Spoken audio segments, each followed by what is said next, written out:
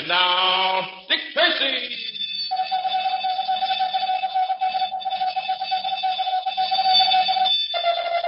This is Dick Tracy on the case of the Book of Four Kings. Stand by for action. Let's go, men.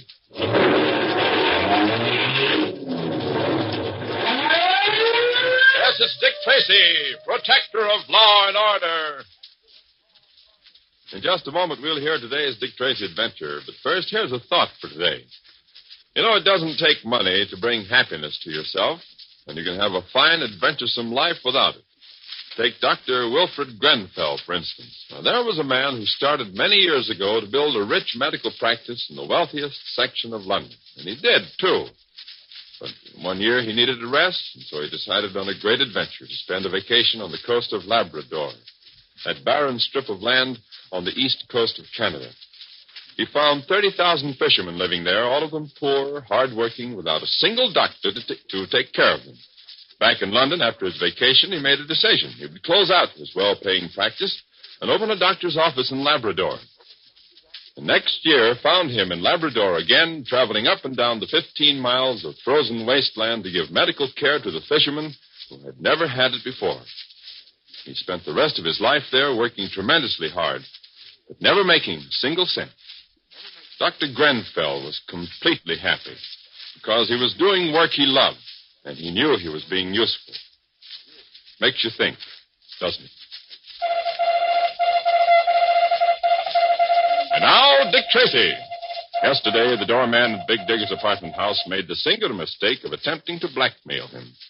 And so Big Digger tricked him into a meeting on the retaining wall overlooking the underpass through the park. Once there, Big Digger beat the doorman groggy with the barrel of his gun and then hurled him into the underpass in front of a racing car. But before the doorman died, he tried to leave Tracy a message. When Tracy and Patton reached the scene of the tragedy, they saw that the dead man was holding 3 playing cards in his hand, an ace of spades, a queen of diamonds, and a 10 of clubs. Right now, Dick and Pat are finishing their investigation in the underpass. All right, get your hand over here. Over this way. Hi, Pat. Oh, Dick, we're all done now. Pictures have been taken from every possible angle. I checked with the medical examiner, and he's going to do an autopsy right away. Good work, Pat. What do you say we hit the sack? That wind is getting chilly, and we're going to have a busy day tomorrow. In a little while, Pat. Tell me, how about the driver that killed this man? Anyone picked up yet? Not so far, Inspector Tracy, but I put it on the teletype, and I'm also having all repair garages within a 100-mile radius on the lookout for a car with a smashed right fender. I'm awfully anxious to talk to whoever was driving that car. Yeah, I could spare a word or two for him myself. Let's hope you get the chance. Say, have you got those playing cards that the fellow was holding? Yes, I have them here in this envelope. I took them as soon as the boys had made pictures of them. I'm going to have them checked at headquarters for fingerprints. Yeah, I wish I could figure out what they meant.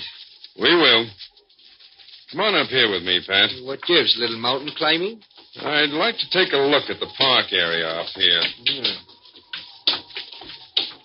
Oh, this retaining wall is well tiered. I'll tell the building commissioner you said so. Thank you. What are you going to look for up here? I'm not sure yet. Come on over here. Now, there's the body right down there. You didn't get me up here to tell me that, did you? The car must have been traveling fast, judging from those skid marks. So it's safe to assume that the body was tossed about 10 or 15 feet at least. Let's walk down here.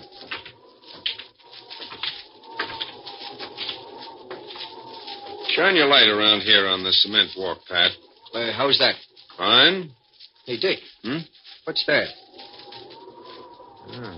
It looks to me like drops of blood. What does it mean?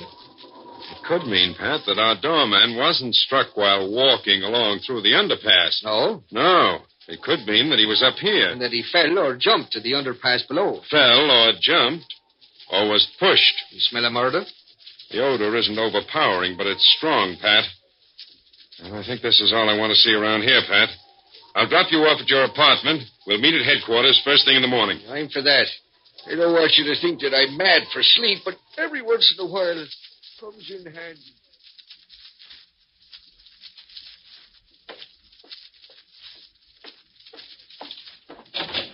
Good morning, Richard. Hello, Pat. Sit down. Oh, you're so kind. Any reports in yet? Some. I've just been going over the post-mortem. Boys did a quick job. What's the verdict? Well, there's no doubt but that the man died from injuries he received when the car struck him. There goes your murder theory. Not quite. Well, what else did you find? Some unexplained head injuries. You mean something that wasn't the result of the collision with the car? Exactly. I don't think we could ever prove anything because they could be a freak result of the collision. But I think, and Dr. Carey agrees with me, that the bruises on the face and nose were caused by a pipe or a loaded cane. In other words, somebody belted the guy before he tangled with the auto? Yes. Oh, you've been reading too many books. Why try to complicate a simple hit-and-run death? No, I'm not trying to look for things that weren't there. But supposing that someone did slug him, wouldn't that account for the bloodstains that we found on the top of the retaining wall? Oh, I hadn't thought of that. The man could have been struck up there and then, while he was still dazed, pushed off in front of the first car to come along. You may have something there, my lad. Well, I'm not giving it up for a while. How about this doorman? Did you find out anything about him? Well, he had several run-ins with the juvenile authorities. A couple of years ago, he served 6 months in the pen. Just a clean, healthy American boy. Yeah, I think he was hanging around on the fringe of the rackets, trying to get in somehow. And look what happened to him. You'd think these jerks would get wise to themselves. They lead a life that no self-respecting pig would tolerate for a moment, with nothing but prisoner of the chair ahead of them. What was he doing as a doorman? Maybe he was getting set to case the joint. Duckboy, the owner-manager of the apartment, told me that he was just keeping him there on trial. Do you think his murder had anything to do with your showing him the picture of Mark Easy? That's the big question, Pat. If this man's death is tied in with Mark Easy's murder, it means that someone around here is getting close to home. And all I want to know is who done it. You know, I think the doorman was trying to tell us when he died. Are you crazy? Let's stick to one subject at a time. Well, how was he trying to tell us? This fellow always carried a pack of cards around with him. Yeah, I know. He had 3 cards in his hand when we saw him last night. Yes. There they are, Pat. Right on the desk. The ace of spades, the queen of diamonds, and the 10 of clubs. Well, what was he going to do, play 3-card Monte? He'd been playing for his life. And when he got those cards out, he knew he'd lost. And you think he was trying to tell us something. Well, what? We're going to sit right here in this office until we've found out. The ace of spades, the queen of diamonds, and the 10 of clubs. Frankly, they don't mean anything to me. Don't give up too easily, Pat. I didn't. It was a terrible struggle. 10 of clubs, queen of diamonds, ace of spades. Oh, Tracy, you're starting to snow. I'm getting out my shovel. Go right ahead, Pat. What did you say? I said I'm getting out my shovel. I know it wasn't very funny, but it was the best I could. Shovel. Maybe that's it. Maybe what you need is a good psychiatrist. Pat, what's something else like a shovel? A hole? No, you idiot. A spade. Tracy, I'm trying to humor you. All right, a spade is like a shovel. Don't you see, Pat? One of the cards the doorman was holding in his dead fingers was the ace of spades. Yes, I know. Oh, you're singularly dense today, Pat. What is a spade? We just did that one. It's like a shovel. A spade is a digger. A digger, get it? Hmm? And the ace of spades is a big digger. Say. Had enough? Tracy, you're a great man. Oh, well. We think that Big Digger murdered Mark Easy, and now this doorman dies under peculiar circumstances after having been shown a picture of Mark Easy. It's more than the long arm of coincidence, Pat. Big Digger is our murderer. Yes, but we still don't know where he is or what he looks like. I think I know where he is, or at least where he operates. Where? Almost surely in that apartment house where the doorman worked. And I think I know what apartment. What are you, clairvoyant? No. It's the cards again. The 10 of clubs. Apartment 10C. Say, I bet you're right. Should we pick him up? I regret to say no. No, there's not a jury in the world would convict a man of murder because a dead man was holding 3 cards in his hands. And that's the sum total of our proof. What about Mark Easy's killing? There again, we're stuck. All we have to go on is conjecture. We haven't one shred of evidence. What are you going to do? I'm going to put a detective on as night doorman at that apartment. And we'll see if we can find out who this Big Digger is. How about me, Dick? No, you might be recognized, Pat. I'm going to use Danny Hochter. You know, he's an up-and-coming cop. I think he's going far in the department. Isn't he on leave of absence? No, he got back yesterday. He was just out a couple of days while his wife had a baby. Get him for me, will you, Pat? I'm going to call Duck Boy, the owner of the apartment house. Tell him he's got a new doorman. And at the apartment house late that very afternoon, Big Digger and Baguette meet in apartment 10C. I see by the papers that your doorman was the victim of a hit-and-run driver in the park underpass last night. Yes, wasn't it a pity? How did you manage it? I was very subtle. I slugged him and dropped him down the embankment in front of a car, neat and simple. And safe. A decided virtue. There's been considerable loss of life since you came to town. Only 2 casualties, and both completely justified. Oh, I wasn't criticizing. Did you see Van Rumpel? Mm-hmm. I had lunch with him today. He's very anxious to play some poker tonight. He was so pleased when he won yesterday. They all are. When I retire, I'm going to write a book on Dopus americanus, the common or ground variety of American sucker. It should have an extensive sale. Have you seen your new doorman?